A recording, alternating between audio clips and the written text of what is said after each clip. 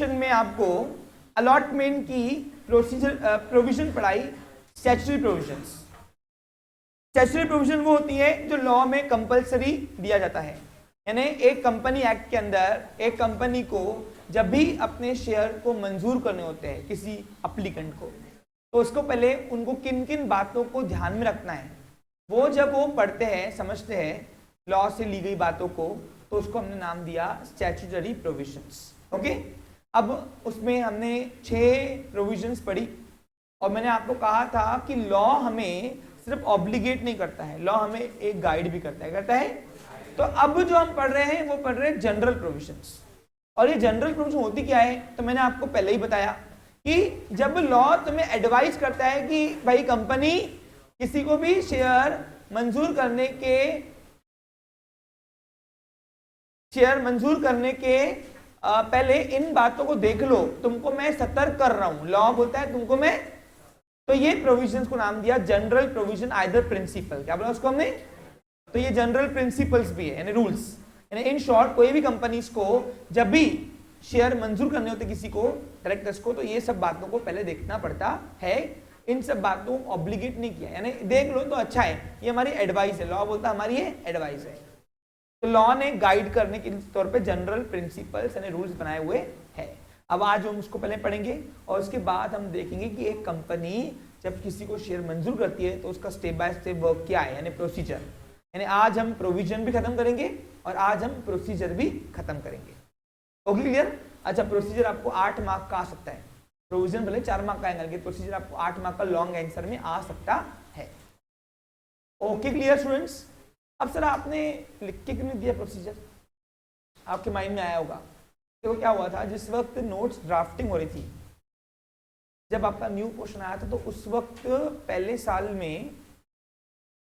साल में ये नोट्स को बनाया गया था मेरे खुद की हैंडराइटिंग से, बैठ एक वर्ड लिख के ड्राफ्टिंग की मैंने। उस वक्त क्या हुआ था, कोरोना के वक्त यूनिवर्सिटी ने महाराष्ट्र स्टेट बोर्ड ने काफी पोर्शन को रिड्यूस किया था, तो प्रोसीजर उस टाइम पे कैंसिल की गई थी। समझा आपको? क्लियर? इसलिए वो ड्राफ्टिंग करने में रह गया था, तो आपको अभी वो लिखना है आज। अच्छा सर लिखा के दोगे? यस, मैं आपको दे दूंगा, समझा के मैं आज दे रहा हूँ। लैंग्वेज सिस्टम में जब पढ़ाऊंगा अलॉटमेंट प्रोसीजर, तब आपको मैं प्रिंटेड दे दूंगा, आइदर मैं आपको लिखवा दूंगा अपनी ओन लैंग्वेज में। तो क्या करना है, समझ में आ गया? चलो अब हम पढ़ते हैं व्हाट इज जनरल प्रोविजंस, यानी प्रोविजंस, यानी इन शॉर्ट सिंपल भाषा में बोलूं तो एक कंपनी को जब अलॉट करना है तो किन बातों को पहले देखना है, वो देखते हैं जनरल प्रोविजन। इन बातों को देख लेना एक बार, लॉ होता है, हम तुमको कंपलसरी नहीं कर रहे, लेकिन देखोगे तो तुम्हारा फायदा है। क्या है तुम्हारा? देखते हैं कौन सा। पहला है प्रॉपर अथॉरिटी। पहला जो पॉइंट है वो है जनरल प्रोविजन में, पहला है प्रॉपर अथॉरिटी। यानी क्या? द बोर्ड डायरेक्टर्स और allotment committee setup, the board has authority to allot the shares. अब यहां पे सबसे पहले बोर्ड कंपनी को यह सलाह दी गई है लॉ ने कि पहले देख लो आपने पावर किसको दिया है अलॉटमेंट का, यानी तो समझा नहीं मैं, सुनो ध्यान दो। देखो क्या होता है, ये बात तो तुमने पीछे जान ली कि बोर्ड ऑफ डायरेक्टर्स में पावर है किसी को शेयर को मंजूर करना, बराबर कि नहीं?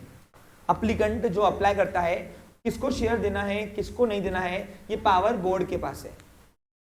लेकिन कभी कभी क्या होता है, बोर्ड ये पावर अपना अलॉटमेंट कमिटी को देता है। अब अलॉटमेंट कमिटी कौन है? शशांक आप बताओ, चलो खैर हो, अलॉटमेंट कमिटी कौन होंगी?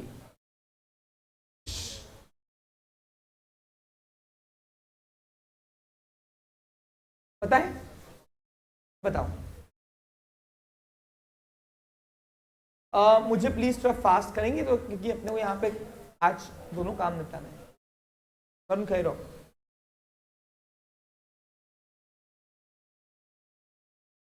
गौरी खैर है?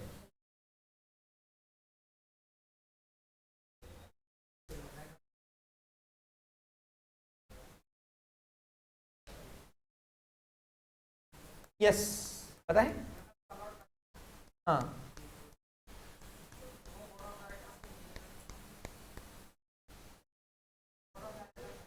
देखो सुनो क्या होता है, जैसे आप देखो before allotment of share company must hold board meeting. करती कि नहीं करती है? क्योंकि कंपनी के सेक्रेटरी के पास पावर नहीं है मंजूर करना शेयर, वो सिर्फ बोर्ड मीटिंग हेल्ड करके वो एप्लीकेशन फॉर्म रख देंगी, अब तुम देखो किसको करना है कि नहीं करना है। अब होता ही है, कभी कभी क्या होता है, कंपनी अपनी कॉस्टिंग बचाने के लिए, पूछो क्यों, अब बोर्ड आएगा तो रेम्यूनरेशन लेगा, क्या लेगा, अरे डायरेक्टर आएंगे तो अपनी पगार लेते ना सैलरी आने के, शेयर में उनको डिविडेंड चाहिए और वो काम करने के सैलरी भी लेते, क्या लेते सैलरी किसी कंपनी से, तो उनकी रेम्यूनरेशन काफी हाई होती है, उनको अलाउंसेस देने पड़ते, क्या देने पड़ते। तो कंपनी के डायरेक्टर आपस में मिलकर क्या बोलते हैं कि ये मामूली तो मुद्दा है, हम सब क्यों आए, एक काम करो सामने वाले डायरेक्टर्स को बुला लो, हम उनको पावर विड्रॉ कर रहे हैं अपने, उनको दे रहे, और उन्होंने बोल दिया मंजूर तो मंजूर कर दो, चलो साइन तो मारनी है, साइन तो मारनी है, तो उसको बोलते हैं अलॉटमेंट कमेटी। यानी क्या, जब सारे डायरेक्टर्स नहीं आते हैं, कुछ ही डायरेक्टर्स को उनमें से पावर मिलता है कि हम हमारे ब्याह में तुम ही आओ और तुम ही ये काम निपटा के आ जाओ, तुमको क्या सब फॉर्मेलिटी करनी है, साइन तो मारनी है, बराबर कि नहीं। तो तब कंपनी के डायरेक्टर्स अलॉटमेंट मीटिंग कमिटी यानी उस डायरेक्टर्स को अलॉटमेंट कमिटी कह के अप्रूव करवाते हैं उससे। अब इसको एग्जाम्पल के तौर समझते, देखो एग्जाम्पल, अभी भरत, क्रिश, देव, लक्ष्य, शशांक और गौतम और मैं, हम सब एक कंपनी के डायरेक्टर हैं, कंपनी ने शेयर इशू किए थे, अब अलॉटमेंट के लिए हम सबको बुलाया गया। अब क्या हुआ, मुंबई हेड ऑफिस है, अलग अलग शहर में रहते हैं सब डायरेक्टर्स अपने अपने, अब मैं रहता हूँ पुणे में, ये रहता है मुंबई में, ये रहता है पुणे के बाजू में कौन सा शहर है, लोनावला, हो गया बस हो गया। अब देव रहता है सपोज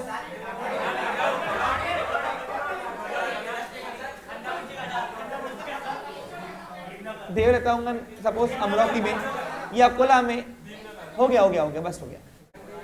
अब क्या हुआ, कंपनी के सेक्रेटरी ने सबको नोटिस भेजा, मैं था कंपनी का एमडी, कौन था मैं, फुल टाइम डायरेक्टर, तो मैंने कंपनी के सेक्रेटरी को बोला, अरे यार ये डफर ये काम के लिए चिल्लर काम के लिए सबको क्या बुला रहा है, छोड़ना, सर अप्रूवल उसको चाहिए ना, नहीं तो आरओसी खा जाएंगे ना हमको, ऐसे क्या, तो बोलना ठीक है काम कर, अपन अलॉटमेंट कमेटी कराते।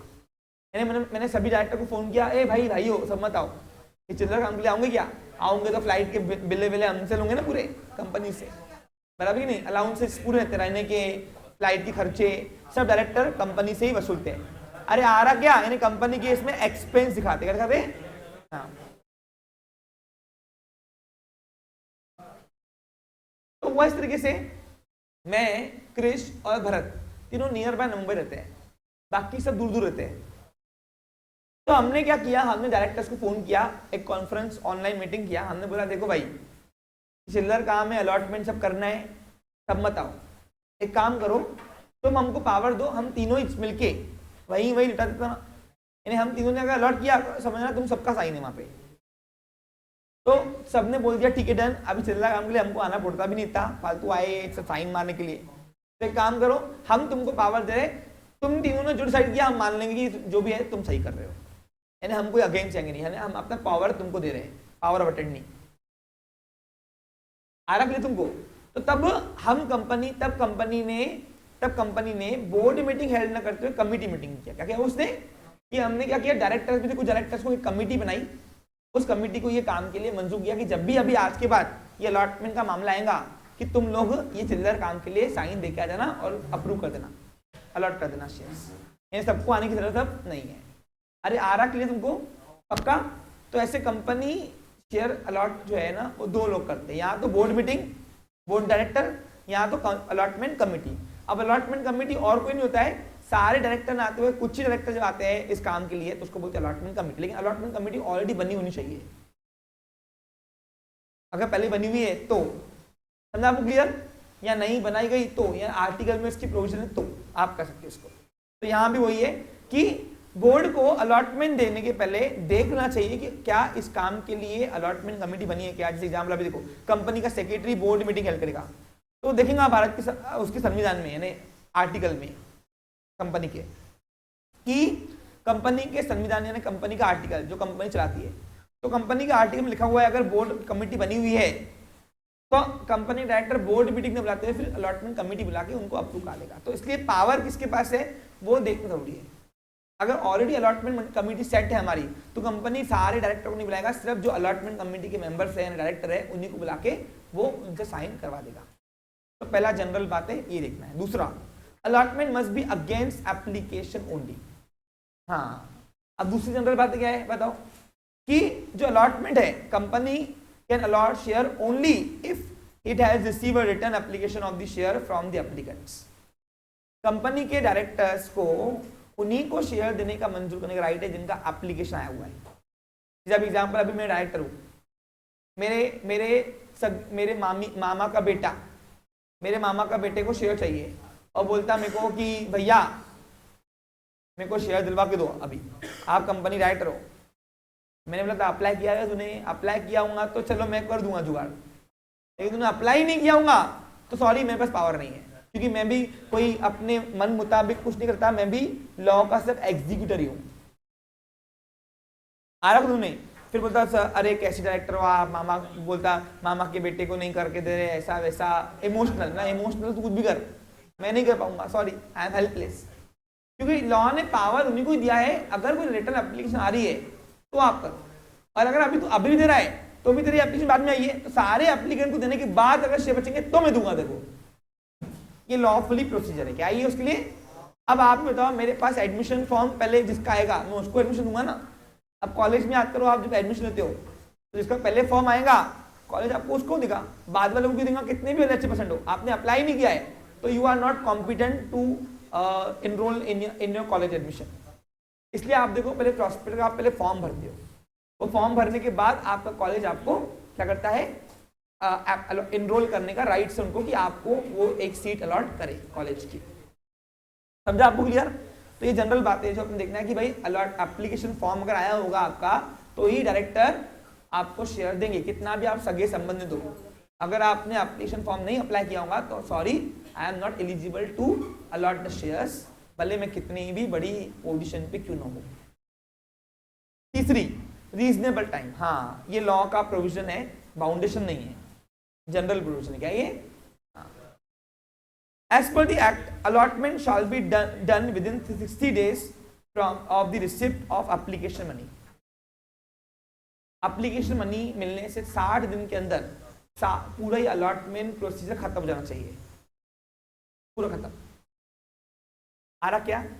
अब आप बोलोगे सर वो कल 30 दिन क्या थे, फिर वो था प्रोस्पेक्टर के इशू होने के 30 दिन के अंदर। पढ़ो वहां पे, कल हमने स्टैट्यूटरी प्रोविजन में 30 दिन पढ़ा था पढ़ा था कि नहीं पढ़ा था? वो का है? हाँ, जिस दिन प्रॉस्पेक्टस हुआ उस दिन से 30 दिन के अंदर अलॉटमेंट प्रोसीजर खत्म हो जाना चाहिए। लेकिन ये बता रहा है एप्लीकेशन मनी रिसीव के 60 दिन के अंदर। तो आपको क्लियर? इन्हें पूरा काम खत्म करो। क्या करो? खत्म करो, मंजूर दे के खत्म कर दो। आ रहा क्लियर आपको? बार बार बोलोगे नहीं दूंगा मैं आपको।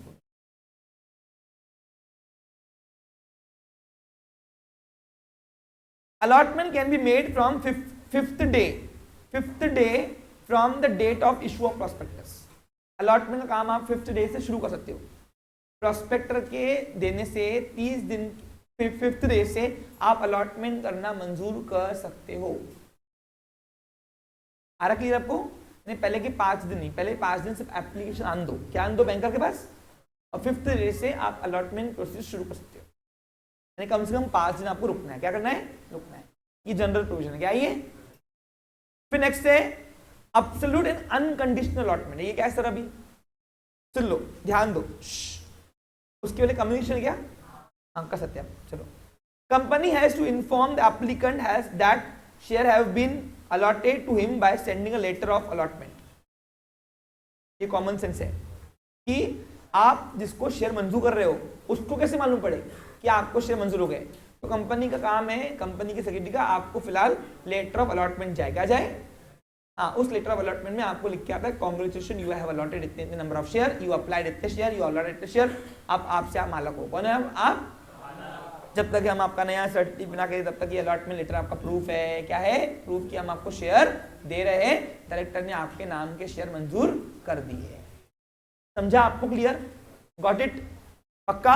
हाँ, तो इस तरीके से अलॉटमेंट कम्युनिकेट होना चाहिए। कम्युनिकेट कैसे? रिटर्न कम्युनिकेशन यानी करस्पॉन्डेंस। आप इसको ऑब्लिक करके लिखो, करस्पॉन्डेंस। इसको लिखो करस्पॉन्डेंस। अब करस्पॉन्डेंस का मतलब था return communication by sending notice and letters.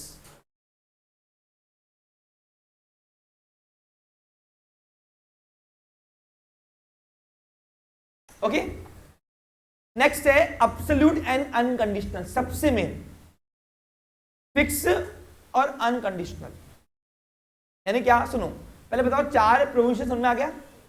पहला प्रोविजन है अथॉरिटी किसको देख ले, कंपनी का सेक्रेटरी, उसको बुलाए। कमिटी मीटिंग के पास अथॉरिटी है तो कमिटी मीटिंग बुलाए, और अगर कमिटी मीटिंग के पास अथॉरिटी नहीं है, किसके पास अथॉरिटी है? बीओडी के पास अथॉरिटी है तो बीओडी को बुलाए। दूसरा, एप्लीकेशन नहीं आया, अलॉट नहीं करूँ, कितना भी सगा संबंधित क्यों ना, बेटा क्यों ना घर का तुम्हारे। तीसरा, 60 डेज के अंदर खत्म कर दो और 5th डे से शुरू कर दो। चौथा, कि अगर जिसको शेयर मंजूर कर रहे हो बेटा, उसके नाम पे क्या कर दो बच्चे लोग? अलॉटमेंट। अरे बोलो नालायक हो। हाँ, समझा? क्लियर?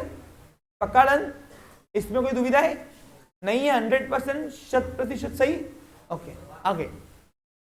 अब नेक्स्ट है 5वीं कंडीशन। क्या है? सुनो ए बच्चे लोग प्लीज, 5वीं कंडीशन बता रहा है, ध्यान दो। Share should be allotted on the same terms as stated in the prospectus. जो कंडीशंस पे आपने शेयर अलॉट किए थे, तो वो भी कंडीशन है, वो पहले रखी थी। पहले एक बार जो कंडीशन आपने प्रोस्पेक्टर ने इनविटेशन डॉक्यूमेंट में रखी थी, एप्लीकेंट ने पढ़ के अप्लाई किया था, उसके बाद कंपनी की नई कंडीशन नहीं चलेगी कोई। यानी आपकी मर्जी हुई, कभी भी आपने नई कंडीशन ऐड ऑन किया, चलता नहीं ऐसा, क्योंकि लॉ जस्टिस के प्रिंसिपल पे काम करता है। अब आप देखो, उस एप्लीकेंट ने जो अप्लाई किए होंगे शेयर, वो क्या सोच के किया होगा? पूरा प्रोस्पेक्टर पढ़ के वो कंडीशन समझ में आया होंगी, तभी तो आप उसने अप्लाई किया होंगे ना। अब अगर वो कंडीशन के वो अगेंस्ट या फिर नई कंडीशन लाओगे तो शेयर होल्डर घुमलाएंगे नहीं, क्या कर रहे हो, कभी बोलोगे। जब भी फॉर एग्जाम्पल एप्लीकेशन मनी मैंने बोला ₹2.5 रखो, 10 का एक शेयर है, तो अलॉटमेंट मनी ₹4 रखो, मैं बोलता नहीं अलॉटमेंट मनी 5 दो अभी, तो भैया तुम्हारी प्रोविजन तुमने 4 की होंगी ना, वो सब शेयर अप्लाई की होंगी तुमने। तो जो conditions, terms and conditions apply करते वक्त, यानी प्रोस्पेक्ट के अंदर कंपनी ने इशू करते रखे थे, उसके अलावा आप नई कंडीशन आप एक्सेप्ट उसको अलॉटमेंट करते वक्त नहीं दे सकते हो। उसको नाम दिया है अनकंडीशनल। क्या दिया उसने? यानी कोई कंडीशन आप रख सकते नहीं, अभी नहीं वाली, कंपनी को बाउंडेशन किया है उसने।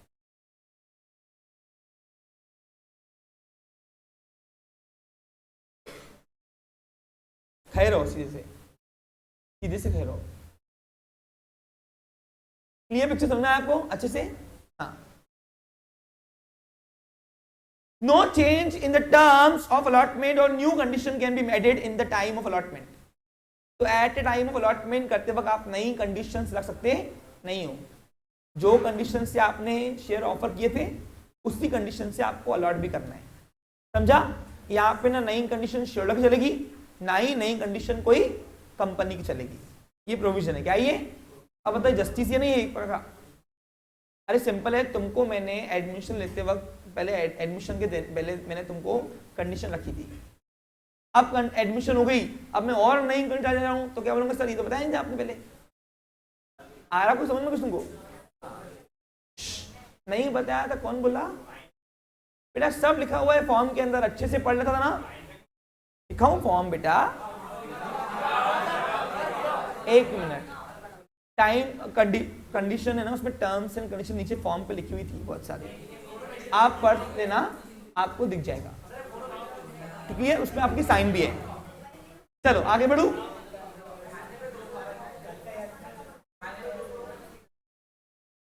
बेटा ये आर्टिकल है हमारा। ओके चलो, इट्स आर्टिकल, कंडीशन नहीं, इट्स आर्टिकल। चलो बेटा आपके ऑर्गेनाइजेशन में आपके आर्टिकल चलेंगे, लेकिन ये ऑर्गेनाइजेशन आपकी नहीं है ना बेटा, तो आर्टिकल्स तो समझा। जब आपकी दुकान पे आऊंगा ना मैं, आपकी दुकान पे आऊंगा ना तो आपकी शर्तों से चलूंगा बस। Okay clear? हाँ आगे बढ़ू, नेक्स्ट प्लीज। हाँ आगे बढ़ू, कृष्ण खैरे। यस हाँ, लास्ट कंडीशन है, सॉरी हाँ लास्ट कंडीशन है, allotment should not be in a violence of any other laws. सुन लीजिए, अगर तीसरी वाली रीजनेबल टाइम वही है कि अगर जिस दिन मनी रिसीव हुआ है, अलॉटमेंट रिसीव, उसके 60 दिन के अंदर पूरा अलॉटमेंट निपटा देना चाहिए। समझा क्लियर? हाँ, इशू करते वक्त प्रॉस्पेक्टस बांटने से ही 5 दिन तक के कुछ नहीं करना है, 5वें दिन के बाद आप काम शुरू कर दो उसके ऊपर। समझा आपको क्लियर? यानी 5 दिन तक के बैंक को बोला आप ध्यान दे, आप तो 5 दिन में भी क्लोज सकते हो, 6 दिन में भी, 7 दिन में, लेकिन 60 दिन में निपटाना पड़ेगा 60 डेज के अंदर। समझा? यानी कम से कम 5 दिन रुकना है, 5 दिन के 60 दिन के बीच में खत्म कर देना है। यहाँ तक क्लियर है? आगे बढ़ू? हाँ सुनो, अब नेक्स्ट है, allotment should not B advice है, क्या है? ओनली बाउंडेशन, जनरल प्रोविजन में कोई बाउंडेशन होगा ही नहीं, ये याद रखना हमेशा। क्या यूज किया? शुड नॉट यानी शुड यानी इट्स एडवाइस। क्या ये कि आगे तुमको तकलीफ नहीं दे कंपनियां, इसलिए हम तुमको ये जनरल प्रिंसिपल दे रहे हैं, नहीं तो ये भले नहीं भी किया लागू तुमने तो हमको कुछ नहीं है, बाद में तकलीफ आई तो हम रोना नहीं कि लॉ ने बताया नहीं था। लॉ तुमको गाइड कर रहा है, क्या कर रहा है? गाइड, ताकि तुम अदर अटकंडे में ना अटको, यानी कहीं और एरिया से, क्योंकि कंपनी एक्ट हुई ना इस इंडिया के अंदर बहुत सारे एक्ट है। क्या है? इंडियन कॉन्ट्रैक्ट एक्ट है, कंपनीज एक्ट है, अरे आ रहा था कुछ तुमको, तो कहीं यहां से भले नहीं अटके लेकिन दूसरे अटके, तो इसलिए हम तुमको एडवाइस देते, कहते थे तुमको। इसलिए लॉ ने, कंपनी एक्ट में जनरल प्रिंसिपल्स भी रखे कंपनीज के लिए। मेरी बात सभी को समझ में आ रही होंगी ऐसा मैं मान के चल रहा हूं, आपस से बातें बंद करो नहीं तो यहां पे तकलीफ जाएगी। फिर लास्ट बता रहा है कि लॉ एडवाइस कर रहा है तुम्हें कि कोई ऐसा लॉ तोड़ के आप अलॉटमेंट मत करो कि अदर, आपने कंपनी एक्ट की प्रोविजन तो फुलफिल कर दी लेकिन अदर लॉ आपने तोड़ दिया। सुनो फिर से बोलूं, सुनो, कंपनी एक्ट सारी कंपनीज को एडवाइस करता है, क्या करता है? कि अलॉटमेंट उनको करो जिनको लीगल रिकॉग्नाइजेशन है, यानी कहीं ऐसे किसी पर्सन को अलॉट मत करो कि भले आपने कंपनी एक्ट की प्रूव कर दी लेकिन ये पर्सन दूसरे लॉ में फिट नहीं बैठता। एग्जांपल दूं, फॉर एग्जांपल अभी सपोज फॉर एग्जांपल दूसरा बताऊं तो मैं एग्जांपल दूं तो फॉर एग्जांपल माइनर,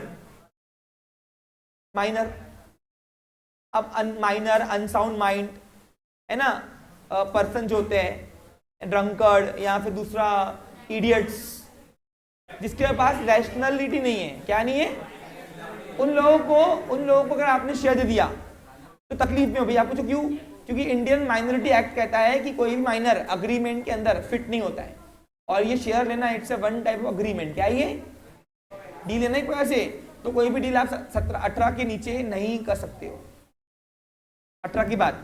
तो कंपनी ने अगर किसी गलती से किसी को शेयर मंजूर कर दिया, क्या माइनर को, तो कंपनी को वो शेयर के पैसे और वो अग्रीमेंट कैंसिल करके वापस करने पड़ते हैं। समझा आपको क्लियर? यानी उसी वक्त वो अग्रीमेंट वॉइड कहा जाता है। हाँ डेफिनेटली फॉर्म रखो। तो बस वही बताना ना भाई, माइनर को मत दो। दूसरा, not disqualified some persons who are not competent parties in the agreement, just like insolvent person. Insolvent जैसे अगर आपने सपोज आप इंसॉल्वेंट हो, कौन हो? इंसॉल्वेंट कौन होता है? जिसकी एसेट्स कम है उसकी लायबिलिटी से, एक्शन लायबिलिटी से, और उसने अपने आप को डिक्लेयर किया कोर्ट में मैं इंसॉल्वेंट हूं, तो लॉ बोलता है आज के बाद इससे व्यवहार करो मत, क्योंकि ये डुबाने वाला इंसान है। आ रहा कुछ तुमको समझ में?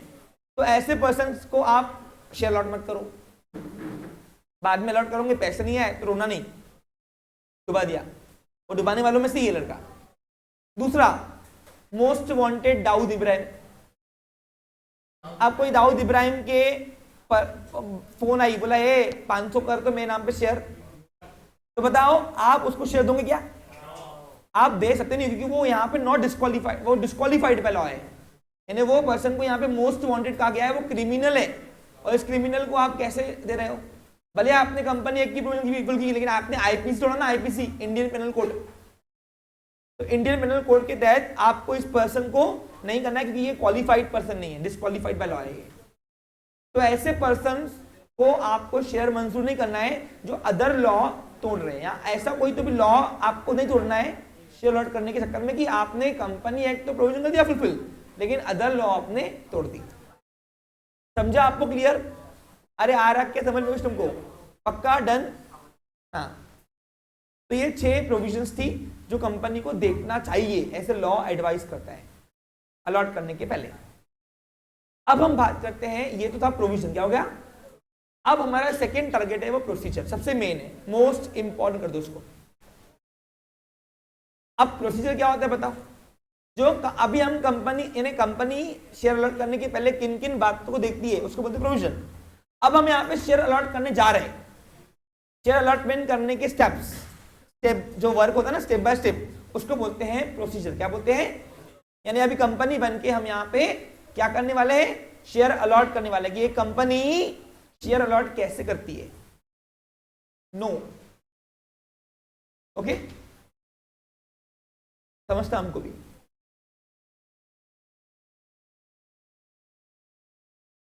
ध्यान दो, अब बताओ पहले क्या पढ़ा अभी क्या पढ़ रहे हो, दोनों में डिस्टिंक्शन समझ में आ रहा है? डिस्टिंक्शन क्या है बताओ, डिफरेंस?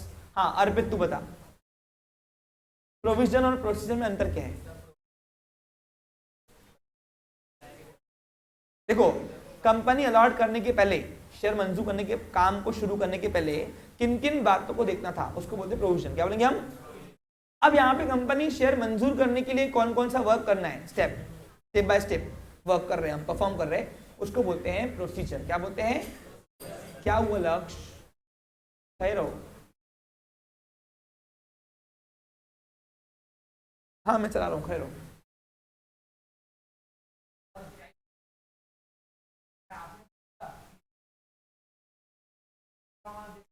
आपको जाना है घर पे? घर जाना है? हाँ चाहिए।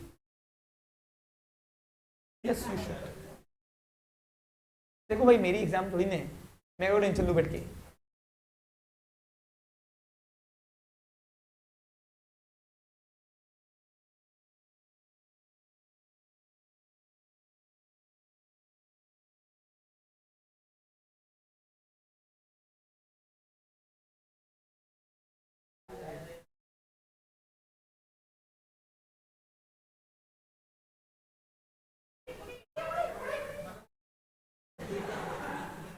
अमृत कह रहे हो?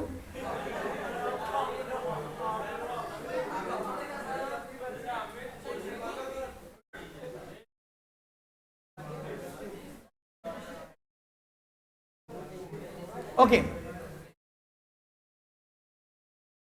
अब हम पढ़ जा रहे हैं, यानी कंपनी बन के हम शेयर अब मंजूर करने जा रहे हैं। क्या करने जा रहे हैं? अब देखते हैं कंपनी जब शेयर मंजूर करती है तो उसके स्टेप बाय स्टेप वर्क क्या है।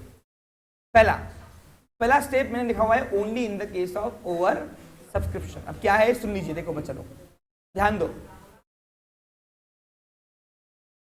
अच्छा लिख लीजिए ओवर, सॉरी माय मिस्टेक, ठीक है ना, होता है यार।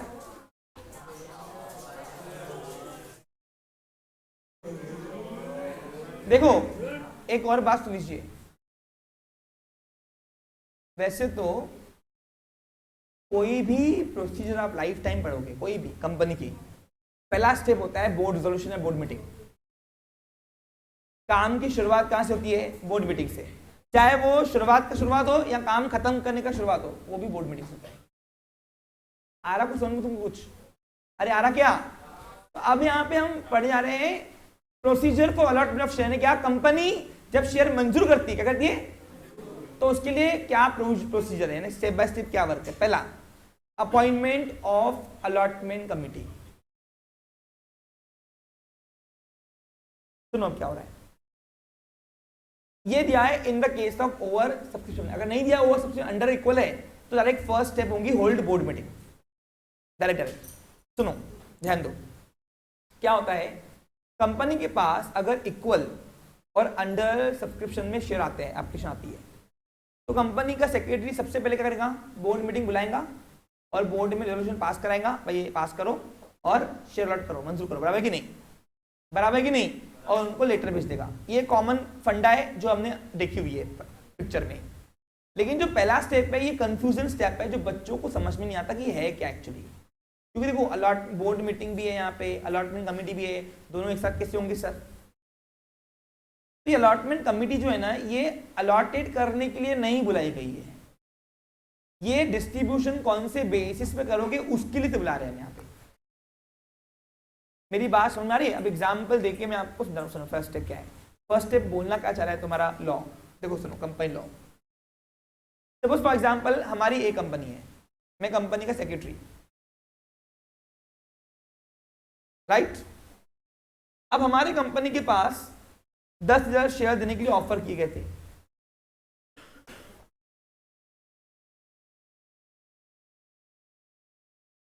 एक मिनट, कुछ टेक्निकल इशू आया हुआ है, दैट्स वाई रुका हूं, शांति बैठो।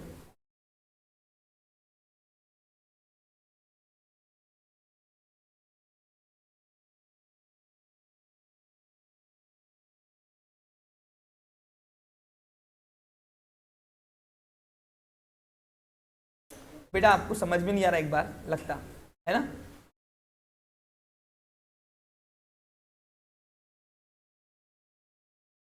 हाँ देखिए इधर क्या हुआ, हमारी कंपनी ने 10,000 शेयर इशू किए। अब कंपनी के पास 12,000 शेयर्स की मांग आ रही है, एप्लीकेशन कितनी आई। तो मैंने लॉ का बुक खोला और उसमें बोला गया है कि डायरेक्ट बोर्ड मीटिंग में बुलाओ, पहले कुछ डायरेक्टर्स को अलॉटमेंट कमेटी बनाओ। काय के लिए, सब ये डिसाइड करने के लिए कि शेयर कौन से बेसिस पर देना है। तीन ऑप्शन है, या तो एक्सेस एप्लीकेशन रिजेक्टेड, या तो प्रोराटा, या दोनों, कुछ प्रोराटा कुछ एक्सेस वापस, दोनों किए ना, एग्जाम्पल अकाउंटिंग में कराई ना आपको मैंने, याद है आपको। तो कौन से बेसिस पर अलॉट करने शेयर, उसके पहले सारे डायरेक्टर मत बुलाओ, 3-4 डायरेक्टर बुलाओ, उनको पावर दो और वही सेटल, क्योंकि बार बार फिर वो काम नहीं पड़ता। आ रहा समझ कुछ तुमको। जब क्या हुआ, मैं मुंबई में रहता हूँ, भरत मुंबई में रहता है और क्रिश भी मुंबई में रहता है। अब तीनों मुंबई पुणे बाजू में है, बाकी सब दूर दूर रहते डायरेक्टर्स। तो क्या हुआ, तीनों को डायरेक्टर्स, मैंने एमडी हूँ मैं, मतलब एक काम करो, 2 डायरेक्टर आ जाओ यहाँ पे, हम पावर में आ रहे हैं, हम उन बाकी लोग डायरेक्टर से पावर मांग रहे हैं कि हमको पावर दो। पहले हम तुमको बुलाने के पहले हम लोग पे डिसाइड कर पाए कि हमको शेयर देना कौन से बेसिस पर है, या तो एक्सेस एप्लीकेशन रिजेक्ट करना है, या प्रोराटा, या दोनों करना है, ये कौन से बेसिस पर करना है, ये सब ये डिसाइड करने के लिए हम अलॉटमेंट कमेटी बना रहे हैं, अलॉट करने के लिए नहीं।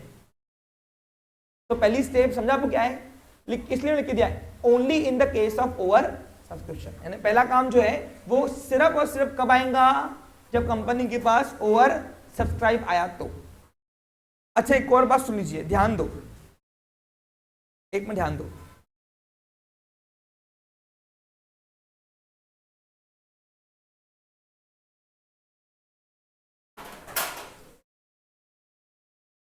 The allotment committee will decide the basis of allotment and submit the report to the board. और हमने एक रिपोर्ट बना ली, और रिपोर्ट बना के अब हम सारे डायरेक्टर को बुलाएंगे, आ जाओ रे भाई आ जाओ। अब सारे डायरेक्टर आएंगे और हमने उसको सेकेंड स्टेप में दिया होल्ड बोर्ड मीटिंग। क्या किया हमने, काय के लिए, डिसाइड बेसिस ऑफ अलॉटमेंट। और हमने पहले से ही तय किया था कि हम प्रोराटा देंगे या एक्सेस एप्लीकेशन रिजेक्ट करेंगे, तो हम वो बोर्ड को बताएंगे। अब सारे डायरेक्टर आएंगे, कौन, देव, कृष्णा, शशांक और गौतम, ये सब डायरेक्टर हम आ गए। और हमने बोला है कि देखो हमने पहले ही डिसाइड किया हुआ था, यहाँ पे क्या तुमने हमको पावर दिया ना, तो हमने पहले काम करके रखा है पीछे से। क्या काम करके रखा है कि 10,000 शेयर है, 1000 एप्लीकेशन वापस करेंगे और 11,000 एप्लीकेशन में अपने 10,000 शेयर बांट देंगे। इसको बोलते हैं pro rata plus excess application rejected. क्या करेंगे, दोनों। वो तो क्यों, as per the provision of law 10% से ऊपर का प्रोविजन वैसे भी मैं अलॉटमेंट नहीं कर सकता हूँ ओवर सब्सक्राइब, बराबर कि नहीं। तो मुझे यहाँ पे 1000 एप्लीकेशन वापस करनी पड़ेंगे, बराबर कि नहीं। तो तो हमने डिसाइड किया होता, अब हम सेकेंड स्टेप में बोर्ड मीटिंग करेंगे और बोर्ड मीटिंग में डिसाइड होगा क्या, बोलो इसको शेयर देना है कि नहीं। अब सारे डायरेक्टर साइन मारेंगे, रिजोल्यूशन पास करेंगे इसको देना है नहीं देना है। इन शॉर्ट सेकेंड स्टेप हमारी फर्स्ट स्टेप है। जब जो फर्स्ट स्टेप है वो कौन से मामले में आएंगी, only in the case of over. हाँ भाई पहले ही काम तय करके बाद में बोर्ड डायरेक्टर आएंगे तो तकलीफ मत उनको, ऐसा आ रहा क्लियर तुमको समझ में। तो फर्स्ट स्टेप है हमारी बोर्ड मीटिंग। क्या है, board meeting is held to approve the allotment formula suggested by allotment committee. Allotment committee सुनो, जो ऊपर हमने अलॉटमेंट कमिटी बनाई थी उसने जो हमको फॉर्मूला सजेस्ट किया है बेसिस कि कैसे बांटना है, उसके बेसिस पर बोर्ड डायरेक्टर सब अप्रूव करेंगे शेयर, वहां दे दो दे दो दे दो दे दो दे दो। अब वहां पे डायरेक्टर रोक सकते नहीं हमको, पूछो क्यों, क्योंकि आपने हमको पावर दिया था डिसाइड करने के लिए कैसे देना है शेयर। अब एक बार हो गया ना तय, हमने बार बार उसके ऊपर डिस्कशन करेंगे नहीं। आ रहा क्लियर तुमको, अरे आ रहा क्या समझ में। आगे बताया जा रहा है द रिप्रेजेंटेटिव ऑफ सेबी, सबसे मेन है the representative of SEBI is also present when the allotment committee prepare the allotment formula. जब हम ये बना रहे होंगे ना फर्स्ट स्टेप में अलॉटमेंट किसको देना है, क्या देना है, कौन से बेसिस देना है, उसमें सेबी का भी एक रिप्रेजेंटेटिव यानी एम्प्लॉय सेबी का वो वहां पे प्रेजेंट होगा। पूछो क्यों, आप कुछ बना कुछ और रहे हो, कर कुछ और रहे हो, तो बाद में आरओसी को कैसे मालूम पड़े। इसलिए सेबी और आरओसी दोनों ये एक ही सरकार के है ना, गवर्नमेंट के है ना एम्प्लॉइज। आ रहा कुछ तुमको समझ में, तो दोनों आपस में चर्चा कर लेंगे भाई आएगा आगे रिटर्न, तो ये इन्होंने किया डिसाइड, यही आना चाहिए वापस रिटर्न में भी हमारे पास रिकॉर्ड में। आ रहा क्लियर तुमको। जैसे सेबी का एक रिप्रेजेंटेटिव, सेबी का एक रिप्रेजेंटेटिव साथ में चाहिए जब ये फॉर्मुलेशन हम बनाएंगे कौन से बेसिस पर शेयर देना है। आगे बता रहा है when the allotment committee prepares the allotment formula, if the shares are listed the formula has to be approved by the authorities of the concerned stock exchange। साथ में आपको स्टॉक एक्सचेंज को भी बताना पड़ेगा जिस स्टॉक एक्सचेंज में आप अपने शेयर सेकेंडरी मार्केट में अपने शेयर का बिकवाने वाले हो। अब फुल्ली पेड होगा तो क्या होगा, वो चाहे बीएससी हो चाहे वो एनएससी क्यों ना हो, एमएससी नहीं एनएससी, नेशनल स्टॉक एक्सचेंज। समझा आपको क्लियर। हाँ एनएससी ई सी नहीं। Once the allotment formula is approved the application and allotment list is made. The list contain the name of allottees, applicants who will be allotted shares. The list has to be signed by the chairperson and secretary। और board sign एक list बना के देगी secretary को, इनको share मंजूर किए, वो लिस्ट पब्लिश कर दे और फिर वेबसाइट में वो पब्लिश होता है लिस्ट, उसमें सेक्रेटरी की साइन और चेयरपर्सन साइन होती है। आ रहा क्लियर तुमको समझ में। तो सेकेंड स्टेप क्लियर है। हाँ अब थर्ड स्टेप जो है पास बोर्ड रिजोल्यूशन फॉर अलॉटमेंट, वही है सिंपल। अरे बोर्ड अप्रूव करेंगे ना, अप्रूव किसको शेयर देना है किसको नहीं, तो वो लिखा हुआ है at the board meeting resolution is pass to allot the shares. Resolution also authorities to secretary to issue the letter of allotment and letter of regret. अब बोर्ड यहाँ पे पावर देंगी सेक्रेटरी को कि जिनको शेयर मंजूर किए हमने उनको भेजो बधाई हो लेटर वाला, और जिनको शेयर नहीं दे पाए ये बार तो क्या भेजो उनको क्षमा याचना पत्र। क्षमा याचना पत्र को बोलते हैं लेटर ऑफ रिग्रेट, क्या बोलेंगे आप, या रिग्रेट लेटर।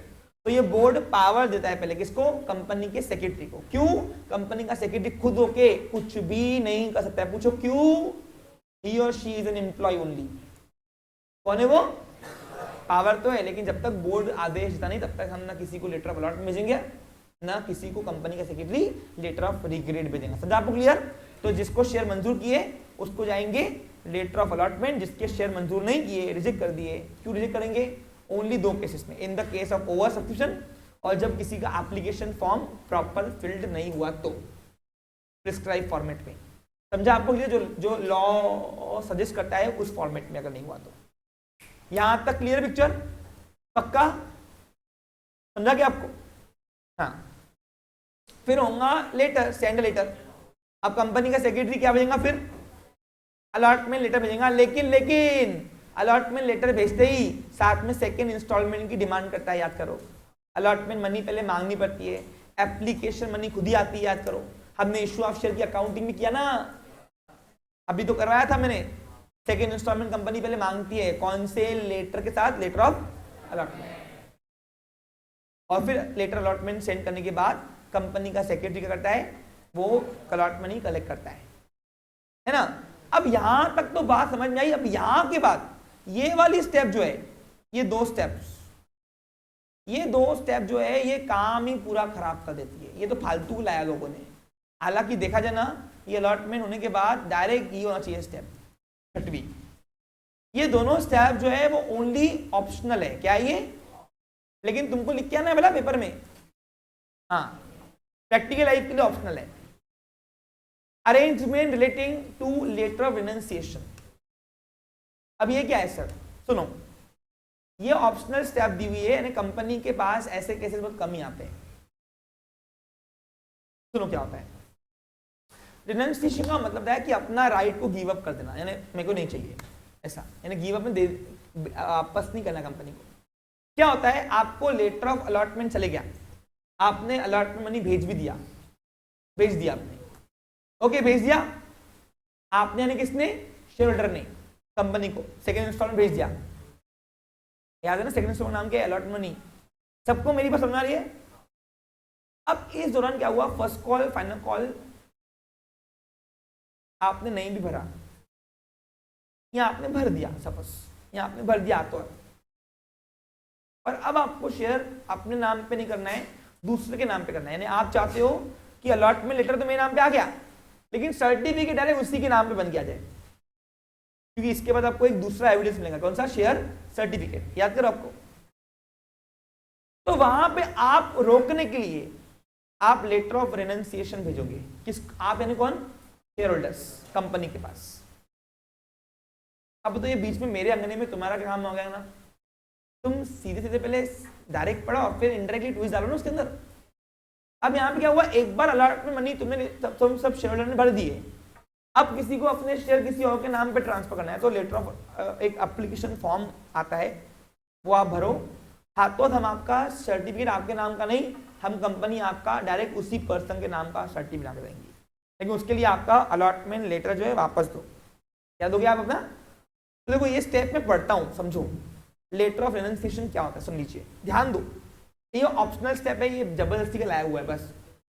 हालांकि दिखाया तो उसके बाद डायरेक्ट हमको रिटर्न भरना है। किसका रिटर्न? यानी सिर्फ लिखत में देना पड़ता है कि हमने इसको अलॉट किया है, आरओसी को बताना पड़ता है बस। आ रहा क्या समझ में कुछ तुमको? सुनो ध्यान दो, समझो इसको। ये सब होने के बाद मैं आपसे पूछूंगा किसी से भी randomly steps. An applicant who has been allotted shares, जो एप्लीकेंट को शेयर मंजूर हुए, क्या हुए? अलॉटेड, यानी V3 फॉर्म में, can renounce the share in the favour of another person. वो अपने शेयर किसी और को भी बेच सकता है एक बार आपके नाम पे शेयर अलॉट हो गए तो। The applicant has to fill up a form for renunciation and submit it with the original copy of letter of allotment। समझा? इस एग्जाम्पल अभी क्या हुआ, हमारी एक कंपनी ने 10 शेयर इसको अलॉट किए। किसको? भरत को। नहीं, भरत तो राइटर है ना, सोनल को। अब सोनल एक एप्लीकेंट थी, 10 शेयर उसको अलॉट किए। अब सोनल की इच्छा है कि मैं बस अभी शेयर निकाल दूं, मतलब बेच दूंगा, और उसको अच्छा प्रपोजल दिया। सपोज किसने? सपोज नेहा ने उसको अच्छा प्रपोजल दिया कि मेरे को बेचती, क्या उसको पैसा भी अच्छा मिल रहा, तो उसने क्या किया, उसने पूरा इंस्टॉलमेंट मैं पे करूं, ऐसा बीच में ही हम इसको ट्रांसफर कर दिया। सर्टिफिकेट बना के, अभी तक एक बार सर्टिफिकेट बन गया, फिर वो फुल्ली पेड अप के बाद ही बिकेगा, लेकिन अभी तक बना नहीं सर्टिफिकेट ना। अभी तक सब घर में क्या आया हुआ है? बधाई हो लेटर, यानी कौन सा? Letter of. सबको समझ में आ रहा है? एग्जाम्पल लिख पा रहा हूं। अब इसी बीच में सर्टिफिकेट बनने के पहले, अलॉटमेंट के बाद, अगर सोनल को अपने शेयर बेचना है, नेहा को बेचना है, तो वो एक रेनंसिएशन लेटर देगी, देखिए वो, और उसका नाम लिख के देगी, और अपना ओल्ड अलॉटमेंट लेटर हमको वापस करेंगे। वो जो क्यों एविडेंस वापस दोगे तो नया एविडेंस उसको बना के देंगे। किसको? नए शेयर होल्डर को, जो फ्यूचर में बनेगा हमारी। अरे आ रहा क्या तुमको समझ में? तो रेनंसिएशन लेटर जो होता है, अच्छा, अब सेक्रेटरी अपने मन मुताबिक कुछ नहीं करता, पूछो क्यों? है तो वो एम्प्लॉय, कौन है वो? तो उसको भी बोर्ड से अप्रूव लेना पड़ेगा कि नहीं? देखो अभी बता रहा हूँ, सुनो यहाँ पे। The applicant has fill up the form for renunciation and submitted the original copy of letter of allotment to the company after approval of board. फिर क्या होगा, बोर्ड मीटिंग जब भी हुई उसका रेनुंसिएशन लेटर हम बोर्ड को रखेंगे, भैया ये बीच में ही शेयर होल्डर बोलता कि हमको नहीं चाहिए शेयर, इसके नाम पे करो, तो बोर्ड बोलते कर दो, हमको क्या, हमको पैसे से मतलब है, क्या है हमको, मालक सुन रहे नहीं आ रहे, हमको क्या करना है, अरे आ रहा कि नहीं तुमको समझ में, तो बोर्ड बोलता है कर लो। अब बोर्ड ने अप्रूव कर दिया, क्या कर दिया, तो आगे देखो तारा क्या है, secretary enter the name of the new allottee in the application and allotment list. और जो अलॉटमेंट लिस्ट बनाई थी बोर्ड ने कि इनको इनको शेयर मंजूर करना है, तो उसमें सेक्रेटरी उसका नाम कट करके सोनल का नया का नाम रख देगा, यानी हमारा नया अलॉटी ये है, कौन है। अब जब नया नाम आ गया किसका, नया का, तो शेयर सर्टिफिकेट भी किसके नाम का बनेगा। और ये अलॉटमेंट लिस्ट में मैंने नाम क्यों बताया बताओ, क्योंकि ये अलॉटमेंट लिस्ट आगे आरओसी को सबमिट करना है, ये सेकंड नेक्स्ट स्टेप में फाइल वाले में, वो फाइल यानी सबमिट होता है, क्या होता है, ये सब जो है ना कंपनी करता है, ये लिखत में सब आरओसी को देना पड़ता। अरे आ रहा क्या समझ में कुछ तुमको, तो अलॉटमेंट लिस्ट में नया नाम किसका आएगा, नया का। अगर रिनंसिएशन फॉर्म भर के दिया तो किसने, सोनल ने, जो हमारी अलॉटी है पुरानी वाली, और ये नई अलॉटी है हमारी, समझा आपको क्लियर। अब दूसरी स्टेप, सातवां स्टेप जो है ना, ये भी फालतू वाला उसने जबरदस्ती का बस खुजान पट्टी करनी है। कंसेप्ट समझ लो, एक एग्जाम तुम्हारी है, टाइम मेरे को देना चाहिए, मैं अपना टाइम दे रहा हूँ, मेरा प्रोफेशनल मैं हूँ, टाइम का वैल्यू मुझे होना चाहिए, और तुम गिना रहे हो टाइम मुझे, नालायक हो। पढ़ाने वाला रेडी है, पढ़ने वाला रेडी नहीं है, अच्छा अति कलयुग हो गए, तो महाकलयुग क्या हो गई है ना, ध्यान दो। ए देखो इधर, देखो अब ये दिया है arrangement letter relating to splitting of allotment letter. अब स्प्लिटिंग यानी क्या, टुकड़े करना। अब ये इसका छठवें से कोई लेना देना नहीं है, ये सातवें स्टेप का छठवें से कोई लेना देना, ये बीच में जबरदस्ती की दो स्टेप लाई गई है बस, जो कि लाना चाहिए नहीं था मेरे हिसाब से। अगर मैं ड्राफ्ट करता था तो पहले सीधे सीधा सिंपल रास्ता दो, बाद में ट्विस्ट डालो, ये बीच में ट्विस्ट डालो दोनों, ठीक है। सुनो ध्यान दो, हाँ। अब अगर किसी शेयरहोल्डर को, ये क्या है छठवां स्टेप, क्या सुनो, sometimes the applicant who has been allotted share can request for splitting of allotment letter। Splitting का मतलब होता है टुकड़े करना, क्या करना, टुकड़े। यानी जैसे हमारा देखो क्या हुआ, मैं अभी सोनल की बहन है नेहा, नहीं जानता, सोनल की बहन है कौन, तनिष, ये प्राची, हाँ। अब सोनल की बहन प्राची है, क्या भाई, दीदी के नाम पे 10 शेयर आए, सोनल के नाम पे कंपनी ने भेजे, छोटी बहन रोने लगी, शेयर खरीद रही है, मेरे नाम पे कुछ है ही नहीं, बस खुद के पैसे लगा के बैठी है, तो मेरा करके बैठी है, मेरे नाम पे कुछ प्रॉपर्टी रखूंगी नहीं रखूंगी, घर वालों को बोलेगी, झगड़ा कलेश। अब दोनों की मम्मियों ने बोला, मतलब एक ही मम्मी ने बोला, अरे बहनें तो कॉमन मम्मी रहेगी ना भैया, मान के चलो,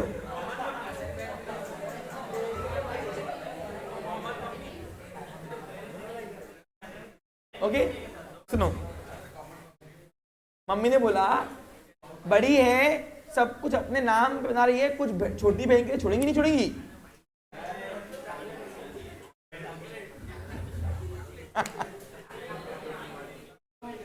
तुमको जाना भी है, तुम कमेंट्स भी करते नालायक को, मैं पढ़ाऊं कैसे, नहीं अधूरा काम नहीं सुनते। हाँ सुनो, तो उसमें क्या हुआ, उसमें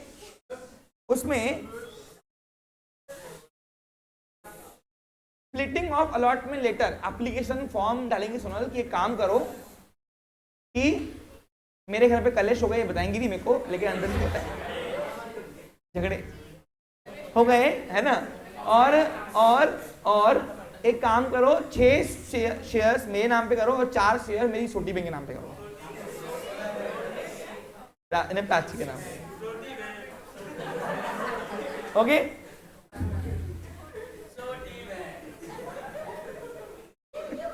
स्मॉल सिस्टर, ओके, और यंग क्या होते हैं? Young, younger sister, right.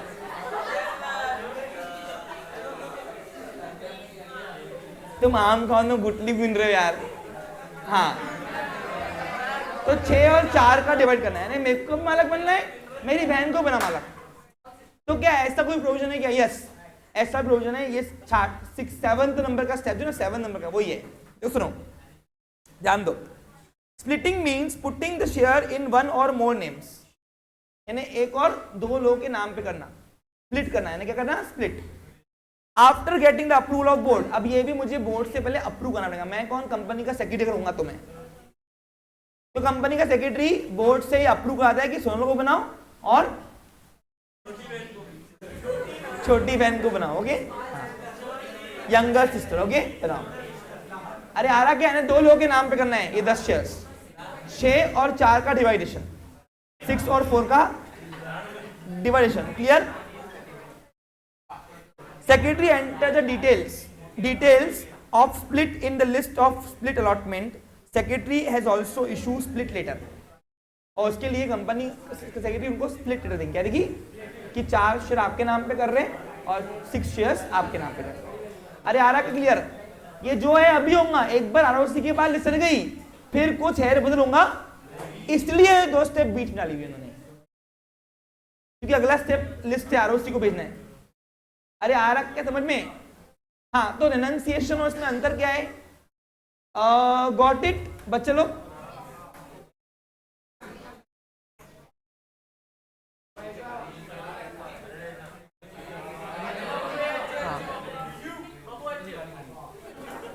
ये कौन सी है बेटा? तेरी गाड़ी हटा, ब्लैक कलर की गाड़ी है ना, जा हटा जल्दी।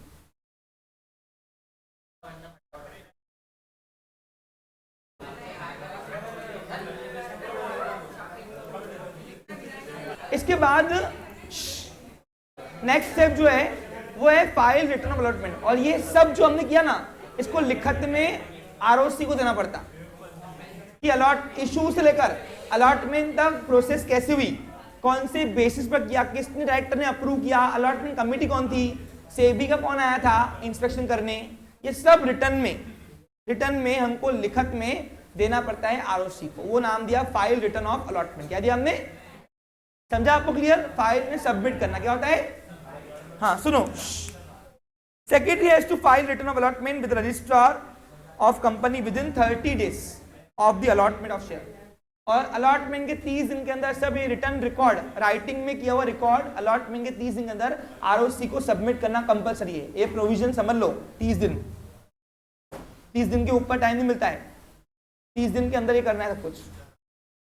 स्प्लिटिंग आगे दिया है, the return of allotment contains detail of allotment share including the name, address of allottees, value of shares allotted, amount paid और पेएबल ऑन ईच शेयर्स, यानी कितना पेड हो चुका है, कितना पेएबल होना बाकी है, ये सब लिखत में देना पड़ता है कंपनी के सेक्रेटरी को। जैसे मीटिंग का रिटर्न रिकॉर्ड मिनट्स बुक में होता है ना, वैसे ही अलॉटमेंट का पूरा रिटर्न रिकॉर्ड को नाम दिया है रिटर्न ऑफ अलॉटमेंट। क्या नाम दिया ये? यानी ये रिटर्न ऑफ अलॉटमेंट एक टाइटल है डॉक्यूमेंट का। समझा आपको? क्लियर बच्चे लोग? और फिर एक बार रिटर्न ऑफ अलॉटमेंट हो गया कि कंपनी का सेक्रेटरी आपका सभी का नाम मेंबर बुक में लिखकर, मालक के बुक में लिखकर कि आप सब मालक हो अब से, और आपके लिए नया शेयर सर्टिफिकेट बनाता है।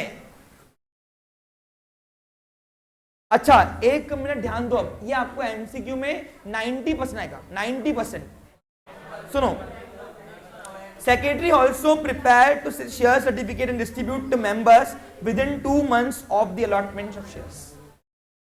Allotment के 2 months के अंदर, within 2 months, 60 days, क्या होगा?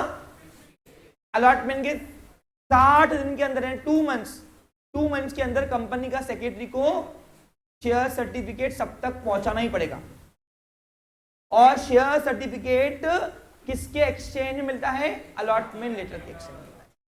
समझा आपको? क्लियर? तो देखो 9वीं स्टेप जो 9th स्टेप ये मर्ज की गई है, ये 2 स्टेप होनी चाहिए थी। एक तो enter the name of register of members, और दूसरा इशू शेयर सर्टिफिकेट। उसको कम करना था इसलिए उसने कंप्रेस कर दिया। क्लियर पिक्चर आपको? एंड लगा के, एंड बीच में, तो समझ में आया? इस तरीके से अलॉटमेंट का काम पूरा खत्म होता है। अब इससे कुछ बातें आपने सुनी होगी, बहुत सारी बातें। जब मैंने आपको इशू ऑफ शेयर की प्रोसेस पढ़ाई थी तो उसमें अलॉटमेंट तक की हमने किया था, याद करो।